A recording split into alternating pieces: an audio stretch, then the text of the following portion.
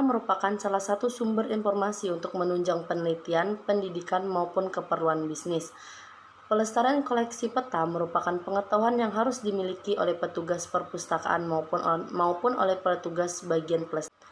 Peta adalah bahan pustaka yang unik sebab bentuk dan ukuran serta informasi yang terkandung di dalamnya begitu beraneka ragam. Dengan banyaknya bentuk dan ukuran, tentunya diperlukan ruang penyimpanan yang beragam pula. Berbagai jenis kerusakan pada peta antara lain kerusakan karena faktor kimiawi, kerusakan karena faktor mekanis, dan berbagai macam.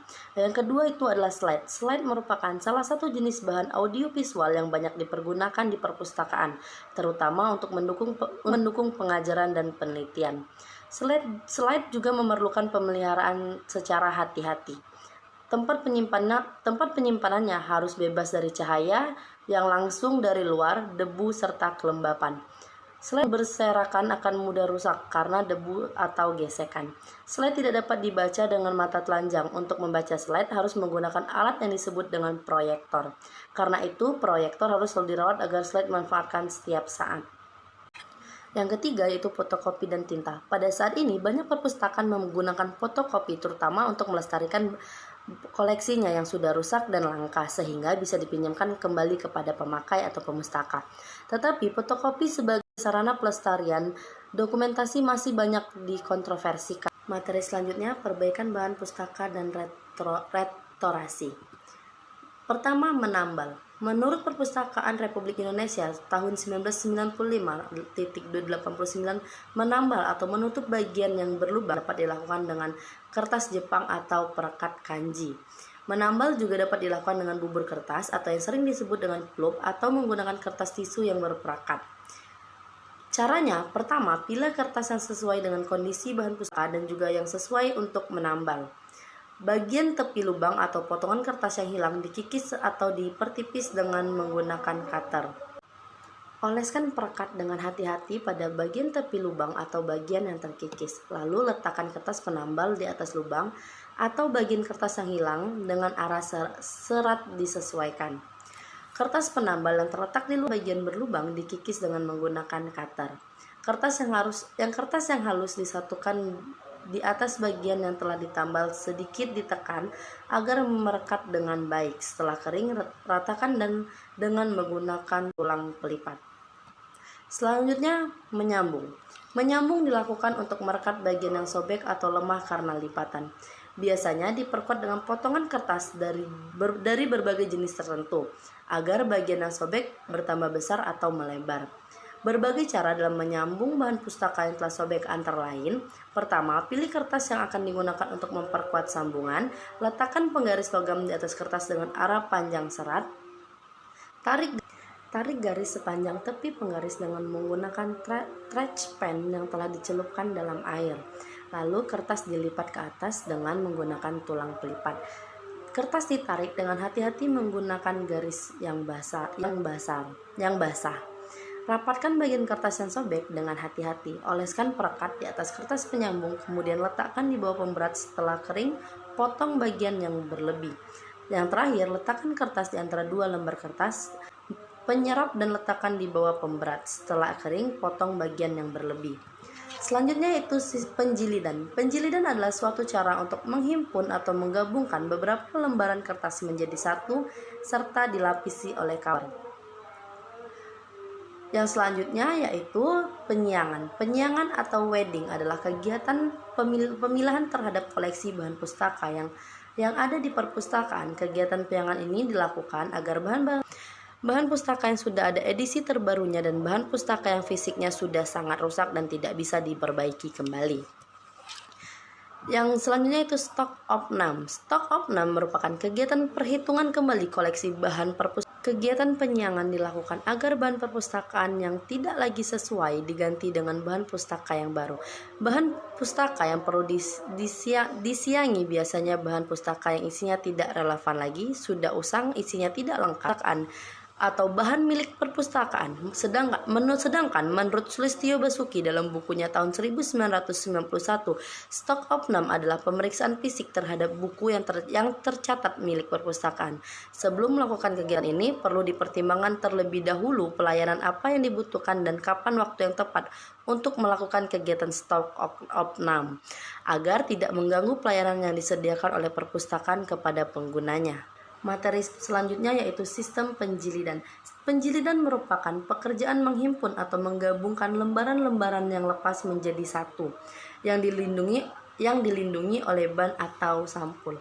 Penjilidan merupakan salah satu kegiatan yang penting dalam perpustakaan. Faktor usia, kondisi ruang penyimpanan yang tidak sesuai, pemakaian yang relatif sering dan salah, dimakan serangga atau jamur, dan lain sebagainya dapat mengakibatkan bahan pustaka menjadi rusak. Bahan pustaka yang rusak itu tentunya perlu diperbaiki. Adapun tujuan dari sistem penjilidan ini, yang pertama, mempertahankan dan melindungi bentuk fisik buku. Yang kedua, mempertahankan dan melindungi kandungan informasi yang ada di dalamnya, robek, hilang, terkena jamur, halaman yang tidak beraturan. Yang ketiga, memudahkan pengguna bahan pustaka untuk membolak-balikan halaman. Selanjutnya, teknik penjilidan. Teknik penjilidan yang pertama itu adalah penjilitan dengan benang, penjilitan dengan staples, penjilitan dengan lem punggung, penjilitan dengan spiral, jilid lakban, jilid hard copy, jilid soft copy, dan jilid baut. Selanjutnya, cara menjilid buku. Pertama itu jahit. Yang harus kita lakukan pertama, kita harus tumpukan halaman dan lipat tulang belakang. Pada tulang belakang menembus 3 lubang dengan jarum jahit. Lubang-lubang harus 1/2 inci dari atas, 1/2 inci dari bawah, dan dekat dengan titik tengah. Untuk membuat menusuk kertas lebih mudah, kita dapat menempatkan gabus di ujung jarum sehingga tidak melukai tangan kita pada saat menjahit. Jahit dari lubang tengah ke atas, lalu ke bawah dan ke tengah, dan kembali lagi ke tengah menggunakan benang 3 kali tinggi buku. 3 teknik menjahit yang dapat kita lakukan. Yang pertama dengan menggunakan teknik spine, kedua stitching, yang ketiga needle versi. 2. Menjilid dengan pita. Menjilid dengan pita adalah teknik mengikat dekoratif. Untuk metode ini, halaman tidak harus dilipat dan harus ukuran penuh halaman ditumpuk di atas satu sama lainnya. Pukulan lubang di sepanjang lubang belakang buku, biasanya sisi kiri dari halaman yang ditumpuk. Lubang-lubang harus kita resep. Yang ketiga yaitu ada menjilid dengan staples. Untuk sebuah buku tipis, ini adalah suatu cara yang termasuk mudah untuk mengikat. Cukup lipat halaman di mana tulang belakang akan dan tumpahkan halaman dan urutan, dan menggunakan stapler panjang untuk pokok secara vertikal di sepanjang tulang belakang berkerut sehingga pokok pergi ke arah yang sama, seperti lipatan ukuran melipat klip. Tutup buku dan menyembunyikan pokok pada bagian luar tulang belakang dengan panjang pita sedikit lebih panjang dari buku tersebut. Yang keempat, profesional bidang. Beberapa pengikat buku profesional masih mengikat buku dengan tangan. Pertama, halaman diatur dengan urutan dan dilipat. Tanda ditetapkan pada halaman di mana mereka akan dijahit secara bersama-sama. Mereka adalah dijahit pada bingkai yang telah digunakan selama ratusan tahun untuk mengikat buku. Halaman-halaman ditekan bersama untuk melipatnya. Lem yang digunakan untuk memperkuat tulang belakang buku. Halaman yang dipotong untuk ukuran yang tepat kemudian diletakkan pada penutup. Bisa dari berbagai komputasi untuk memungkinkan fleksibilitas tulang belakang. Pelestarian nilai informasi. Pelestarian nilai informasi bahan pustaka adalah salah satu unsur terpenting dalam sebuah sistem perpustakaan, sehingga harus dilestarikan. Mengingat nilai-nilai yang ada di dalam bahan pustaka tersebut memiliki nilai yang sangat mahal. Bahan pustaka di sini dapat berupa buku, terbitan berkala seperti surat kabar, majalah, dan bahan audiovisual seperti audio kaset, video, slide, dan sebagainya. Pelestarian bahan pustaka tidak hanya menyangkut pelestarian baik di bidang fisik, tetapi juga pelestarian dalam bidang informasi yang terkandung di dalamnya. 1. Kebijakan koleksi bahan pustaka. Dalam menentukan kebijakan koleksi, hendaknya mencakup koleksi current yang berindikasi pada pengembangan koleksi di masa yang akan datang. Yang kedua, penentuan skala prioritas preservasi bahan perpustakaan. Biasanya menentukan skala prioritas dikaitkan dengan masalah sense of urgency dan kepentingan yang mendasari program tersebut. Dengan mencapai tujuan lembaga institusi yang ada, faktor-faktor yang mempengaruhi dalam penentuan skala prioritas yang dalam preservasi menurut Sherlin order dalam consideration for priority terbagi menjadi beberapa kelompok. Yang pertama, faktor pengguna, jumlah dan jenis pengguna koleksi yang diterima dan digunakan secara signifikan. Yang kedua, faktor penyimpanan koleksi juga penting karena bahan pustaka yang disimpan di bawah perlakuan yang minim atau dalam penyimpanan yang berbahaya serta rentan terhadap pencurian. Vandalisme biasanya dikategorikan dalam koleksi yang beresiko tinggi.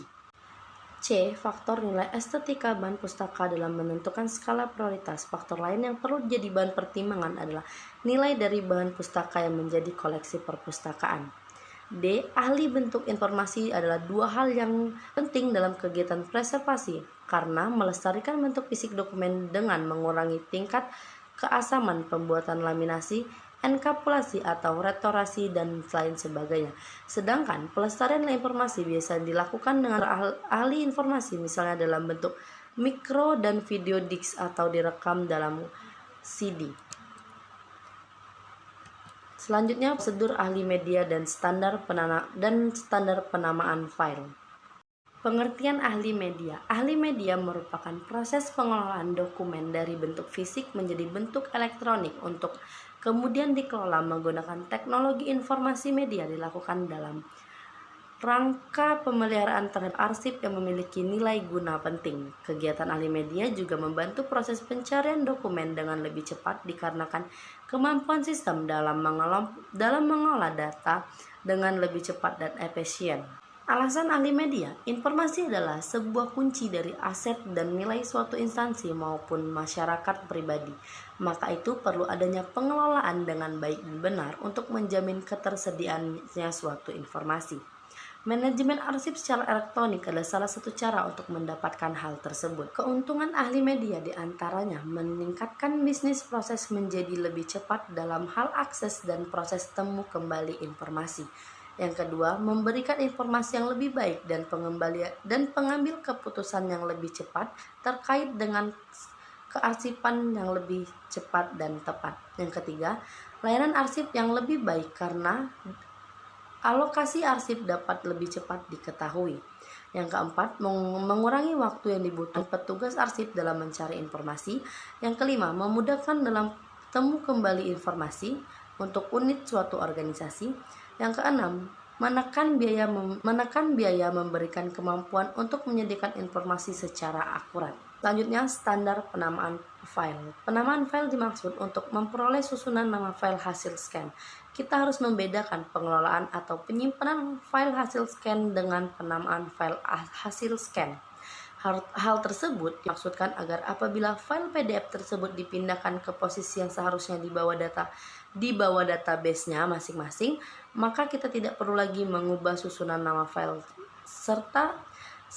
tersebut setelah di-linkkan database-nya. Untuk menyimpan hasil scan bisa lebih kita mengelompokkannya berdasarkan jenis koleksi. Pertama, penamaan koleksi buku. Penamaan file buku adalah seperti berikut. Nama direktori penerbit, tahun terbit, dan nama file PDF. Contoh, Bali 2008 PAN 1 PDF. Artinya, buku terbitan BPTP Bali tahun terbit 2008 dengan subjek atau tema tanaman pangan atau disingkat dengan PAN dengan buku dengan urut buku nomor 1. Contoh lainnya yaitu Balitsa 2006 HOR 2 PDF. Artinya, buku terbitan Balai Penelitian Sayuran atau disingkat BISA yang terbit tahun 2006 bertema hortikultural atau disingkat HOR yang merupakan buku kedua yang di-scanning. Untuk pengelolaan filenya, file tersebut dapat disimpan di bawah buku 09, misalnya buku 09 Bali 2008 PAN 1 PDF, buku 09 Balitsa 2006 HOR 2 PDF. 2. Koleksi proceeding. Koleksi proceeding, cara penamaan yang pertama, nama penerbit, tahun terbit, dan nama file PDF. Contoh, BBP 2TP 2008 Pro 15 PDF. Artinya, prosiding terbitan BBP 2TP tahun 2008 pada prosiding buku 1 dengan nomor urut artikel nomor 5. Selanjutnya, koleksi buku edisi khusus. Penamaannya, nama direktori penerbit, tahun terbit, file edisi khusus, PDF. Contohnya, Kalsel 2008 Eko 0801 PDF. Artinya, buku atau prosiding terbitan BPTP Kalsel tahun 2008 volume 1 edisi khusus tahun 2008 nomor urut artikel 01. Untuk pengolahan filenya, file tersebut dapat disimpan di buku 09.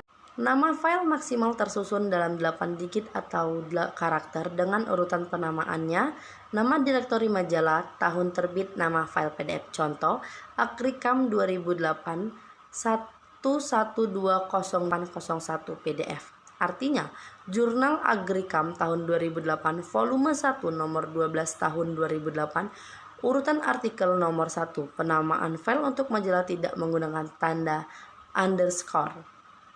Untuk pengelolaan filenya dapat disimpan di bawah IPTAN 09, misalnya IPTAN 09 Agricam 2008 11200801 PDF.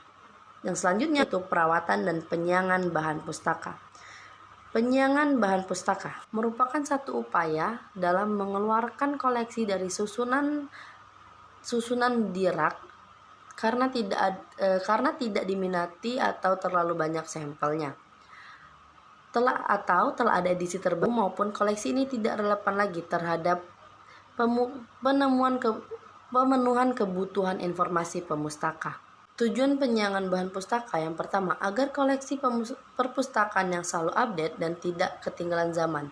Dengan demikian, ruangan koleksi perpustakaan bisa digunakan untuk buku-buku baru lainnya. Penyiangan yang dapat mengeluarkan koleksi dari perpustakaan yang dianggap sudah tidak relevan lagi dengan kebutuhan pemustaka, dengan tujuan dari penyiangan ini untuk memperoleh tambahan tempat untuk koleksi yang baru, membuat koleksi yang bisa dimanfaatkan sebagai sumber informasi yang akurat, relevan, up to date dan lebih menarik, serta memberikan kemudahan pada para pemakai koleksi dan memungkinkan staf koleksi untuk mengelola koleksi lebih efisien dan lebih efektif. Fungsi penyiangan bahan pustaka pertama, menghemat tempat, kedua, menghemat waktu, ketiga, membuat koleksi lebih menarik, keempat, meningkatkan reputasi perpustakaan, 5, mengetahui kebutuhan koleksi. Yang keenam, mendapatkan masukan yang konstan pada kekuatan dan kelemahan koleksi yang ada. Kriteria penyiangan pertama, penyiangan berdasarkan penampilan atau kondisi. Yang kedua, penyiangan berdasarkan volume berlebihan atau duplikat. Yang ketiga, penyiangan berdasarkan konten miskin. Yang keempat, penyiangan berdasarkan bahasa. Yang kelima, penyiangan berdasarkan kelas khusus dari koleksi. Yang keenam, penyiangan berdasarkan usia koleksi. Yang ketujuh, penyiangan berdasarkan kelas khusus dengan usia untuk disiangi. Yang kedelapan, penyiangan berdasarkan karya khusus untuk film dan serial. Yang kesembilan, penyiangan berdasarkan pola penggunaan. Yang ke-10, penyiangan berdasarkan usia koleksi. Sarana dan prosedur penyiangan. Untuk kegiatan penyiangan koleksi diperlukan beberapa sarana, di antaranya 1. Katalog perpustakaan, 2. Kartu registrasi dan daftar buku, ketiga, sarana yang menunjang dalam pelaksanaan kegiatan penyiangan.